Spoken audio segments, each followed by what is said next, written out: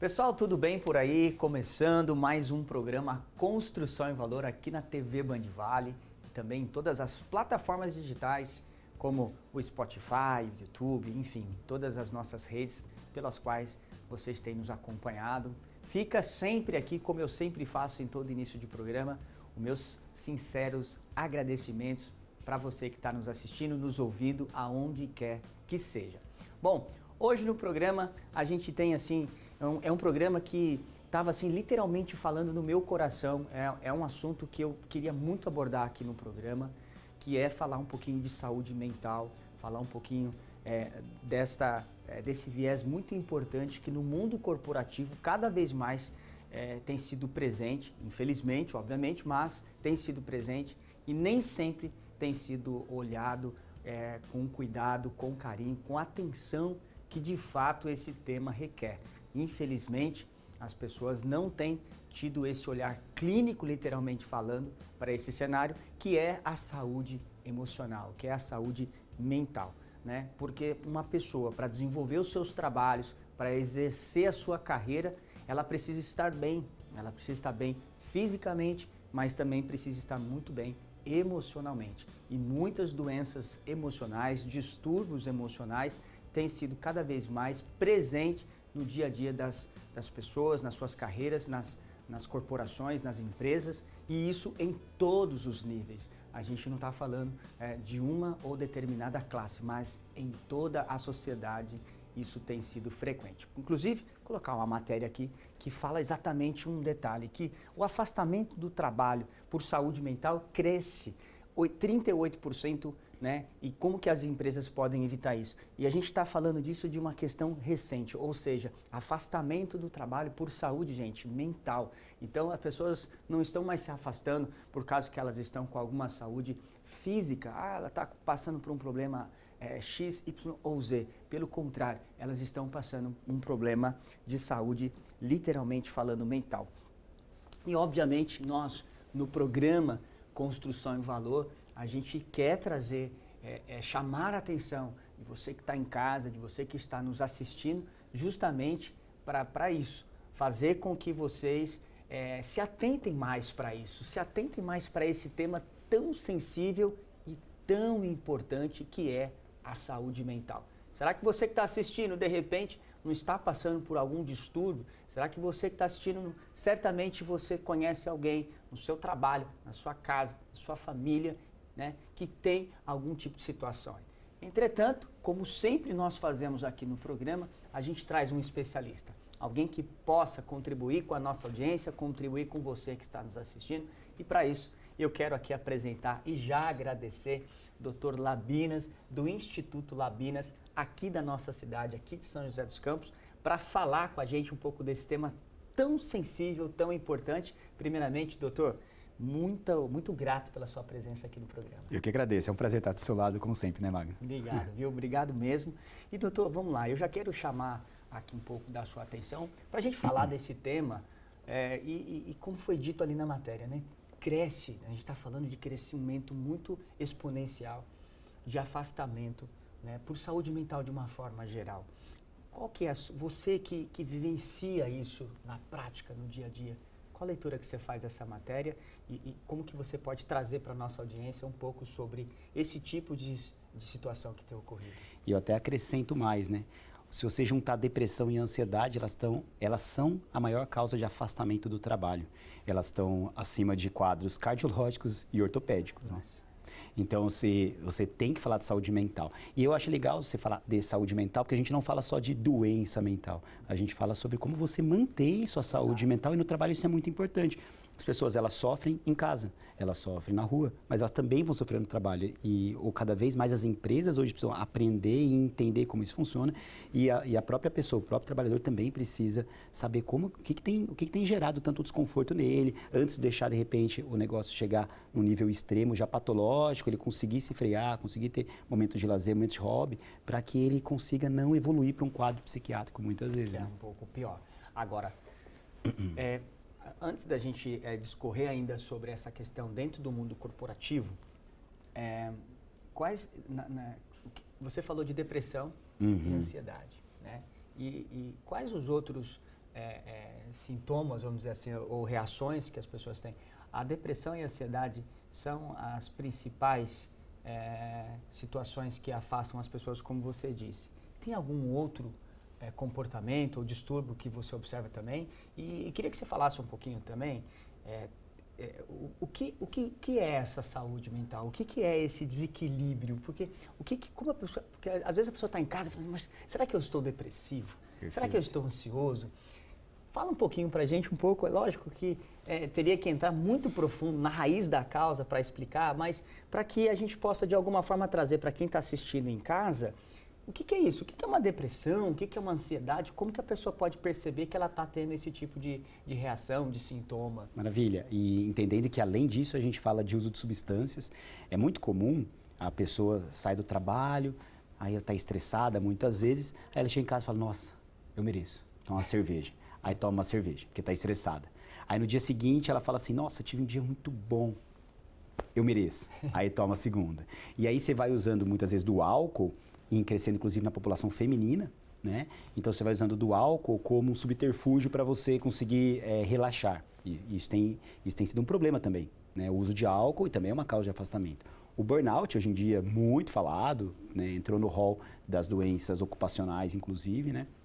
Então, o burnout, e além disso, a depressão e a ansiedade, entre outras, né? Mas pensando mais na depressão e ansiedade, como você falou, vamos pensar no que é a triagem. Se você começa a sentir tristeza, a maior parte do seu tempo, pega aí 2 semanas, normalmente é isso mesmo, 2 semanas sentindo tristeza a maior parte do tempo, e começou a não ter interesse e prazer nas atividades, seja no trabalho, seja no estar com o marido, com a mulher, seja no lazer, isso já é um sinal de alerta. Aí seu sono também começa a ficar ruim, aí seu apetite altera, você começa a não ter muita vontade. Se você começou a sentir isso, por pelo menos aí 2 semanas, você já começa a ter um sinal de alerta.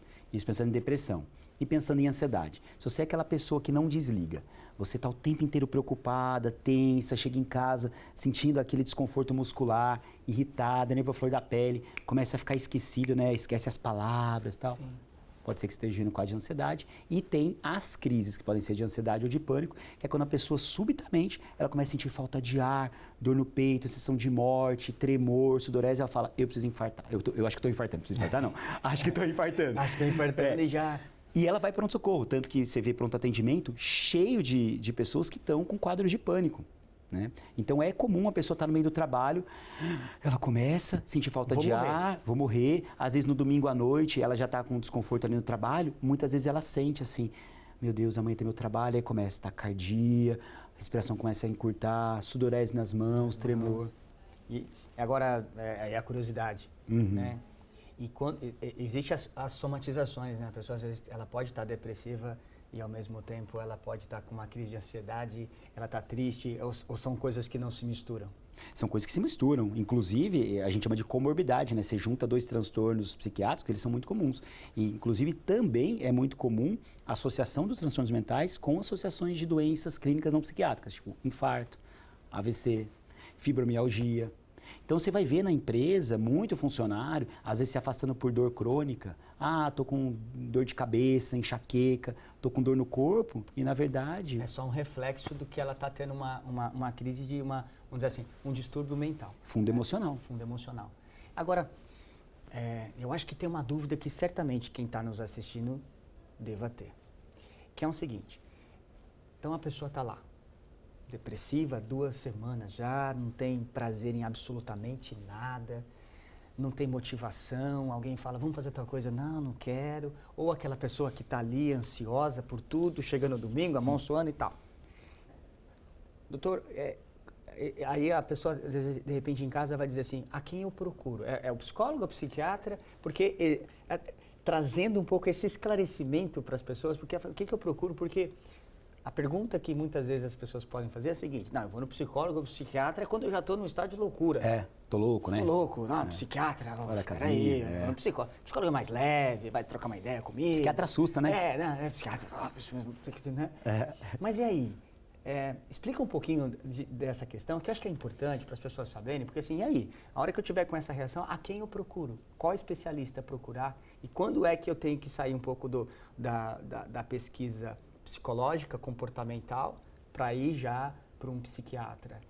Ou Como as pessoas podem entender isso? Perfeito. E depois só vale a pena depois a gente até explicar um pouco sobre até o entendimento do que, na verdade, grande parte das pessoas, elas estão funcionando no dia a dia.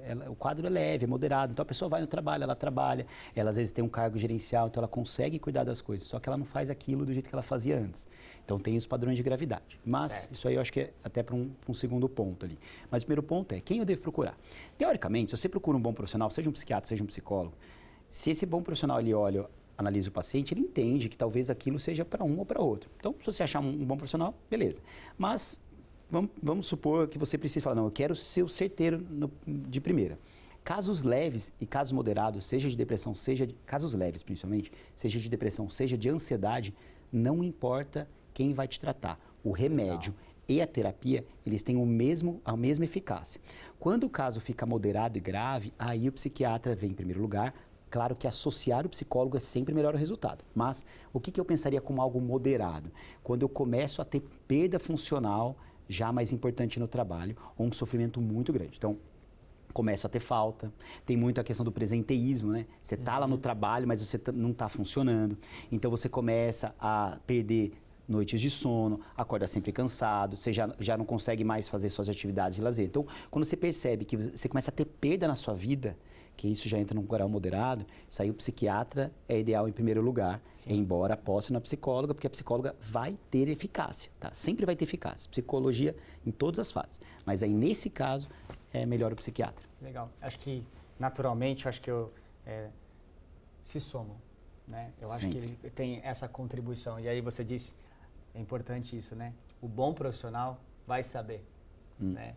É a mesma coisa de que, de repente, um especialista de uma outra patologia médica fala assim, olha, eu estou te cuidando aqui, mas olha, vai nesse especialista aqui também, porque vai ajudar no seu tratamento, né? Não existe, na verdade, não existe nenhum tipo de situação milagrosa com uma especialidade. Sempre haverá necessidade de ter um complemento, né? Claro que existe aquele mais profundo, mais cirúrgico ali no problema e na causa.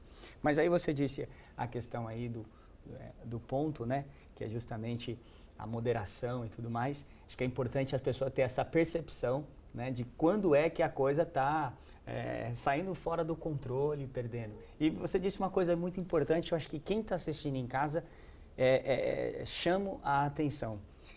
Você disse, às vezes a pessoa pode estar com esse problema, ele está leve, ele continua desenvolvendo. É que nem, puxa, eu estou com uma dor na perna, eu vou trabalhar. Uhum. Mas vai chegar uma hora que essa dor ela vai ficar tão latente, tão profunda, que eu não vou conseguir mais nem levantar da cama. Então, acho que é a mesma analogia que a gente pode fazer para você que está assistindo em casa, é exatamente isso, né? Não espera o problema ficar tão crônico assim, né? Para ir buscar ajuda, né? Exatamente. Porque se vocês pararem para pensar, era conhecido no passado a depressão como aquela pessoa que ficava na cama. Entendeu? Era conhecer, as pessoas achavam que depressão é aquela pessoa que ficava na cama, ou aquela pessoa que parecia preguiçosa, e na verdade não é isso. A gente pode estar trabalhando aqui, estar na Band vendo todo mundo, e às vezes tem alguém com depressão aqui que está trocando a vida normalmente, seja no próprio instituto ou qualquer lugar no dia a dia. Hoje as pessoas, inclusive, existe esse nível de autocobrança, como a gente, às vezes está com uma dorzinha de cabeça, vem trabalhar num dia que está com dor de cabeça, mas pô, eu vou fazer a minha parte lá. Você tem um prejuízo, mas você não tem um prejuízo funcional. Então, quando você está nesse estágio que você está indo, mas com algum grau de desconforto, eu já procuraria ajuda nessa hora. E não necessariamente o tratamento ele é medicamentoso. Isso que é importante vocês entenderem. Às vezes a gente acha, vai no psiquiatra, esse cara vai me medicar. Vou ficar viciado no remédio. Vou ficar viciado no remédio. Às vezes nem é medicamentoso.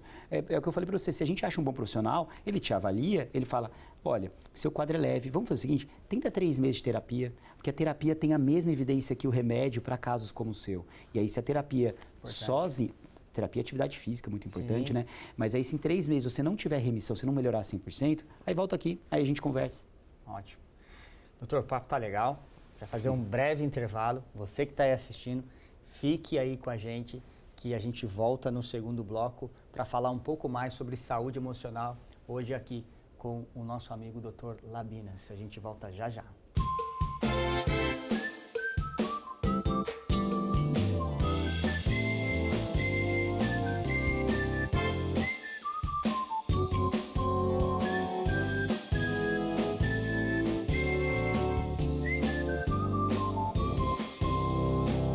Pessoal, voltando aqui com o programa Construção e Valor, onde hoje nós estamos falando sobre saúde emocional. Estou aqui com o Dr. Labinas, do Instituto Labinas.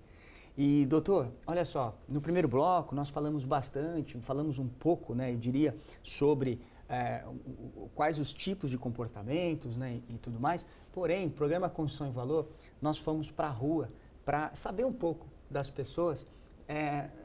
Nós perguntamos alguns tipos de situações que elas já tinham se deparado, inclusive ouvimos algumas pessoas. Então, põe por favor a matéria aí, que a gente vai ver como é que as pessoas relataram lá na rua. A ajuda é fundamental, porque nosso corpo é uma química, né?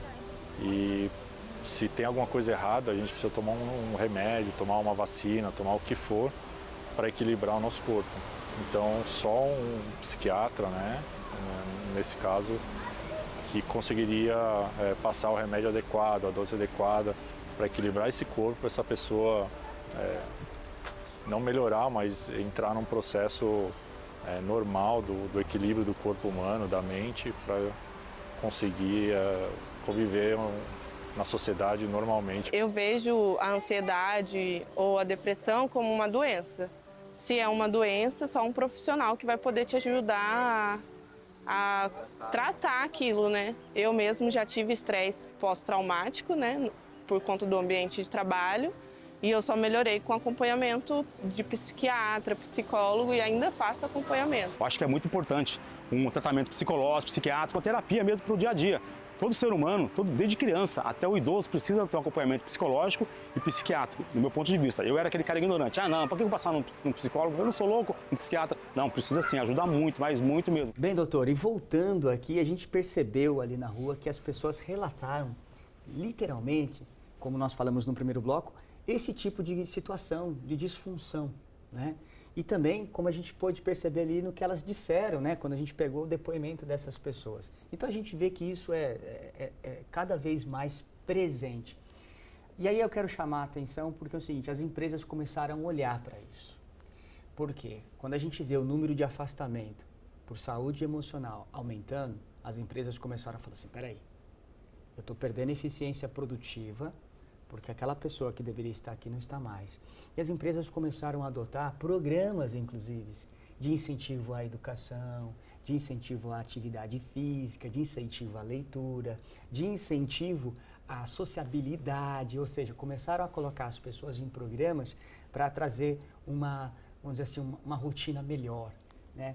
Isso funciona, tem influência, o comportamento, o estilo de vida? Funciona demais, né? Hoje em dia se fala, inclusive, da medicina de estilo de vida, né? E a psiquiatria de estilo de vida também, que é como você consegue mudar o seu estilo de vida e trazer mais saúde para essa pessoa. A gente não fala de doença, a gente fala de saúde, entendeu? Então, as empresas, quando elas adotam prevenção, pensando na qualidade de vida, ajuda demais. Então, a gente fala da atividade física, a gente fala de grupos e palestras, muitas vezes, que as empresas hoje têm contratado. Isso é muito importante. Hoje se fala muito de mindfulness durante o trabalho, né? O mindfulness, pensem numa atenção plena a si mesmo. Então, você está super ansioso, com aqueles... Sim, ansioso, às vezes, dentro de um padrão de normalidade, assim, mas você está sentindo lá, nossa, o coração mais acelerado, eu vou ter uma entrevista. Aí o mindfulness te ajuda a conseguir meio que vou usar essa palavra, recompor, né? Baixar um pouco a frequência respiratória, se acalmar, sentir a sua presença em si mesmo, e aí isso diminui muito o nível de ansiedade. As empresas têm investido bastante nisso. E se você parar a pensar como um gestor, qual o custo que você vai ter de ensinar alguém a conseguir se autorregular? Autorregulação emocional. Então, é muito comum briga entre pares, né? Grande parte dos problemas de RH tem a ver com relacionamento interpessoal. Então, se você consegue ajudar as pessoas a se autorregularem dentro de uma discussão, dentro de algo impulsivo que você ia falar, às vezes, para um colega ali, um custo muito equilibrado. Um custo muito baixo. Então, para a empresa, isso é muito benéfico e ainda mais para a pessoa, para o funcionário, que consegue entender como se autorregular, conseguir se sentir bem com você mesmo, conseguir melhorar o relacionamento interpessoal, isso é ótimo. Eu faço isso sem querer, sabia? Ah, que legal. Às vezes eu subo numa sala, tem uma poltrona, e eu até brinco, eu falo, eu vim despressurizar. Eu sento, olho para o nada, então ali eu reflito um pouco do que eu tenho para fazer, sabe? Tento baixar a adrenalina, porque a chance da gente também se auto-sabotar para entrar num turbilhão de coisas que pode afetar, né? Porque a ansiedade, penso eu, que ela sempre vai ter um gatilho, né? E se você não tomar cuidado, não se equilibrar, né? Então às vezes eu subo lá, sento lá, pego às vezes um chá, uma água, sento, respiro, tiro meus 5 minutos ali, o famoso, né? Isso é importante. Agora, deixa eu mudar um pouco aqui uma situação. E quando a gente ouviu as pessoas ali, nós fomos para a rua. E doutor, o que me preocupa, e queria ouvir tua opinião, porque é o seguinte, a pessoa vai, descobre que está com ansiedade, descobre que está com ansiedade, depressão, crise do pânico, burnout, ok. Quem tem condições, vai lá, se cuida, procura um especialista, né? Paga, compra um remédio. Qualquer remédio não é barato, não é só da psiquiatria, qualquer remédio hoje em dia é muito caro. E como que as pessoas que não têm condições, acho que a preocupação que a gente tem que trazer também aqui, eu acho que o programa Construção e Valor, ele tem essa função também, porque a gente está falando aqui com o canal aberto, com a TV aberta, e a pessoa que está lá, na ponta, precisa, ganha um salário mínimo, ela tem uma crise de ansiedade, o que ela faz? Um valor do programa é a informação, né? Então é importante mesmo o que você está dizendo. O SUS hoje, e entenda que o SUS tem muita da municipalização, então cada cidade varia, mas você tem normalmente os postos de saúde, em que há um clínico, e o clínico, esse médico de família, ele tem conhecimento em psiquiatria, então ele pode ajudar. Se ele vê que é um quadro em que foge um pouco do que ele tem de conhecimento, por assim dizer, ele encaminha para um especialista, um SUS tem o fluxo ambulatorial. Fora isso, existem os prontos atendimentos gerais, né? Então, o cara vai no pronto-socorro, está com uma crise, aí o médico lá vai, avalia e aí encaminha para esse posto. E também existem algumas cidades pronto atendimento especializado. Então, você vai, está com uma crise de pânico, está de repente num surto, algo assim, você vai num pronto atendimento psiquiátrico. Aí lá tem um psiquiatra que te atende, te avalia, num plantão mesmo, e aí ele vai dar o segmento para você. Não vai continuar te atendendo, mas ele fala, olha, você está XYZ, toma esse medicamento. Tá com ansiedade, tá crise de ansiedade, vai para casa, toma esse remédio, vou te dar aqui de repente um mês de tratamento, mas eu gostaria que você já buscasse um médico, seja pelo seu convênio, seja pelo SUS, aí entra naquele fluxo. Né? Que então, é a grande preocupação, né? Que um problema que a gente tem no Brasil, obviamente, é a parte muito burocrática e às vezes morosa que o sistema tem. Mas essas são as vias de atendimento. E existe também os Centros de Apoio Psicossocial, que são os CAPs, que são centros especializados em psiquiatria e que você atende casos, mas normalmente são casos mais graves ali que fazem, aí tem rede. E você me comentava nos bastidores que aqui em São José tem um pronto atendimento psiquiátrico. Em São José tem a UPA, né? Ela está localizada ali no hospital, pelo menos hoje, né? No Hospital Francisca Júlia, mas ela não tem a ver com o hospital, ela é um pronto atendimento psiquiátrico de porta aberta.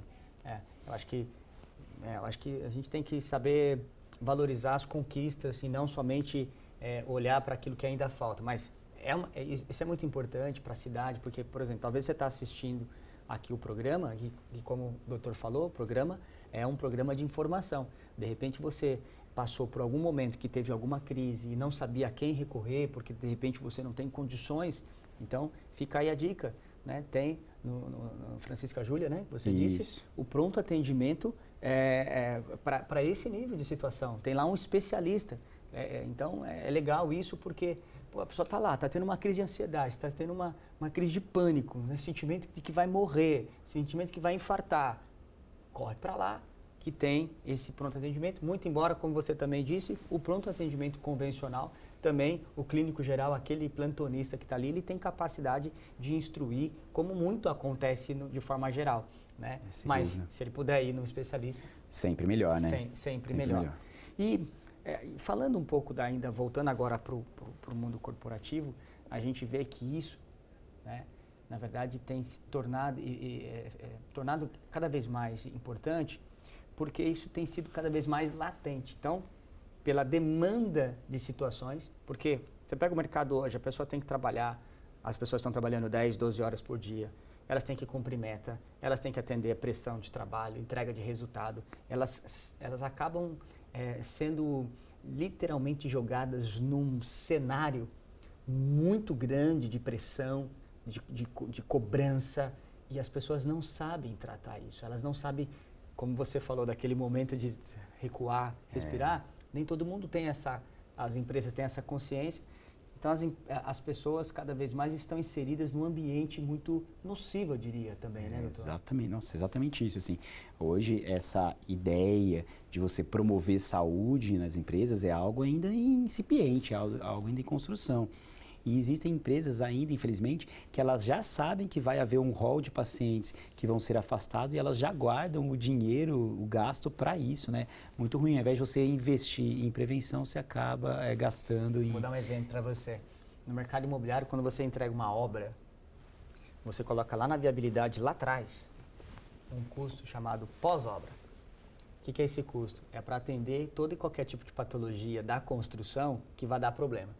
Então, por exemplo, se a obra custa 50 milhões, você pega 1% da obra, olha só, você pega 1%, você pega 500 mil reais e você coloca lá, né, isso aqui é o dinheiro que eu vou gastar para poder fazer as correções, né? Seria interessante se as empresas olhassem e falassem, isso aqui é um percentual que eu vou...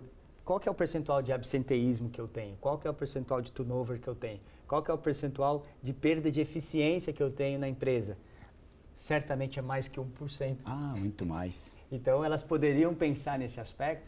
Quanto que significa? Então, fica aqui a dica para você que está nos assistindo, que é empresário, fazer esse investimento, né, doutor? Então, vai lá, olha, quanto significa? Olha lá, quanto significaria para a sua empresa, de repente, você ter lá um investimento nas pessoas no que diz respeito a essa saúde emocional, a cuidar do ser humano, a cuidar do comportamento, a cuidar do dia a dia dessa pessoa. Ela ia produzir mais, ela ia se afastar menos, né? Ela ia permanecer mais na sua empresa, ou seja, os ganhos são inimagináveis, né? O custo para o empresário de uma pessoa afastada é muito alto e o custo para a pessoa afastada também é muito alto, né? Então, assim, ela pode perder segmento na carreira, evolução, a questão salarial muitas vezes cai, né? Ela pode ser desligada da empresa depois, inclusive. Então, é um custo alto. Então, quando você fala em investir em saúde mental, é investir em saúde mental. Você não está gastando, você está investindo seu tempo, seu dinheiro. E olha que coisa, né? Conforme nesses últimos anos, aí a gente está com celular há uns 30 anos mais ou menos, mídias sociais veio mais recentemente, mas a gente não desliga mais, né? Você não desliga mais. Então, o que tem acontecido também é que a pessoa ela vive ligada no trabalho. Então, ela pega em casa, ela entra num aplicativo ali, ela dá uma olhadinha e fala, deixa eu responder essa mensagem. Você está trabalhando. Ah, mas não me incomoda, 1 minuto. Mas você está trabalhando. Entende? Então, e existe a urgência. Você manda uma mensagem para alguém, você quer que essa resposta aconteça agora.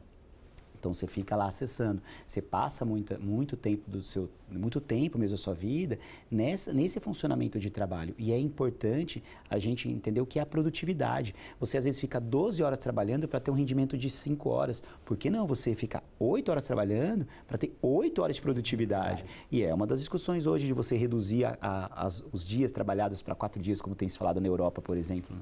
E, para finalizar, você citou aqui agora as telas, o celular, a televisão, a gente já falou do mundo inserido que a gente está, esse mundo louco, essa panela de pressão, literalmente falando.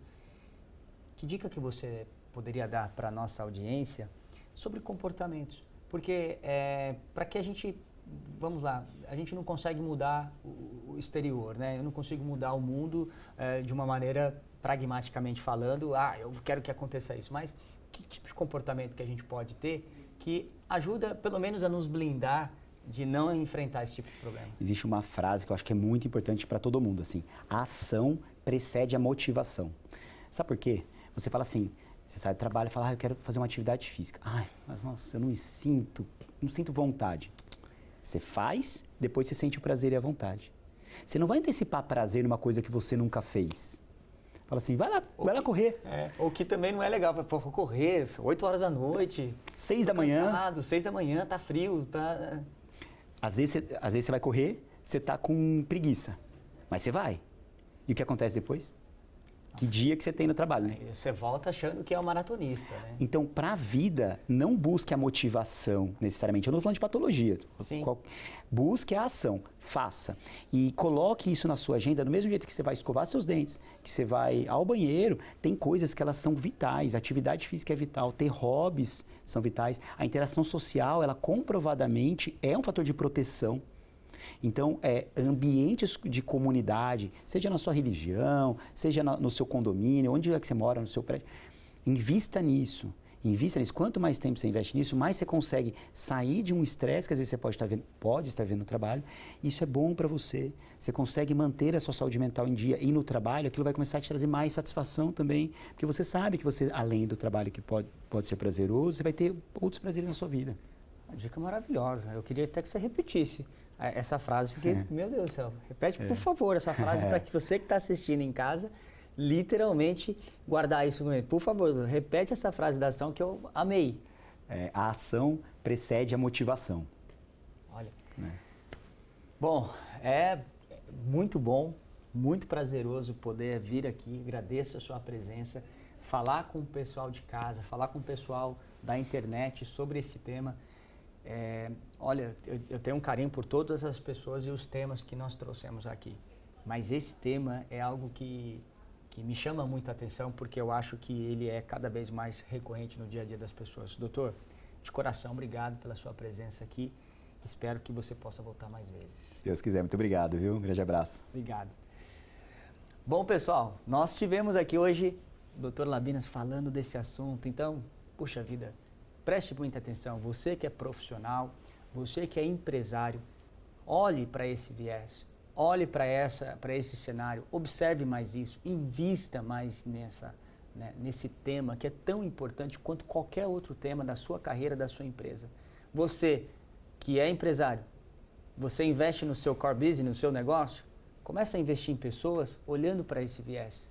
Sem sombra de dúvida, sua empresa vai ter muito mais eficiência quando você olhar para esse sentido e ver que as pessoas precisam estar bem fisicamente e mentalmente, para poder produzir mais do que produzir, gente. É entregar mais criatividade, é entregar mais soluções para o seu negócio. Então é muito importante olhar para isso. Bom, vamos agora ao quadro Dicas de Valor. Por favor, roda a vinheta.